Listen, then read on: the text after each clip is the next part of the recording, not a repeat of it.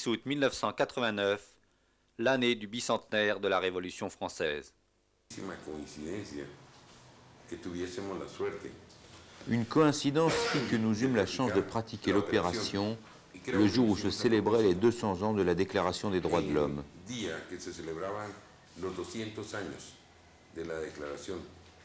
Pendant que dans le Guatemala, la capitale, on célébrait les 200 ans de la Déclaration des droits de l'homme et qu'on inaugurait à cette intention une place publique et une plaque, nous, dans la salle d'opération, nous offrions à un enfant universel la possibilité de remarcher avec des pieds rectifiés.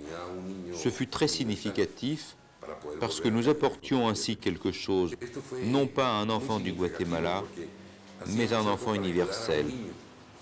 Ce n'était pas un enfant de Chipiacoul qui était sur la table d'opération, c'était aussi bien un enfant français, un enfant congolais, un enfant vietnamien, que d'Algérie ou des États-Unis. C'était un enfant du monde, un de nos frères.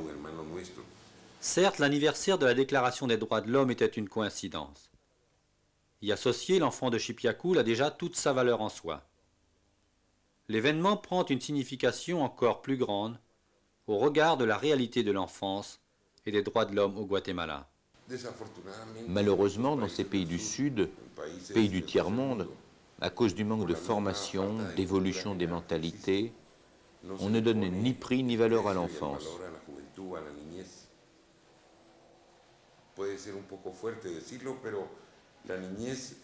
Ça peut paraître dur de dire cela, mais l'enfant dans nos pays est comme un objet jetable. La mortalité infantile est grande et on n'accorde aux enfants ni l'attention, ni l'éducation, ni le bien-être qu'ils sont en droit d'attendre.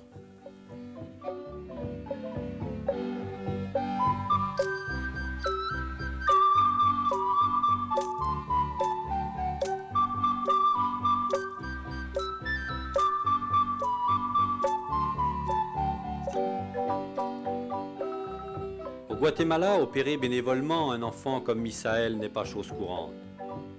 En faire un symbole des droits de l'homme dans un pays qui ne les respecte pas est un acte de courage. Le docteur Bendaña le fit simplement au nom de sa croyance en l'enfance. Comme l'indique la phrase qu'il affiche en permanence sur son bureau.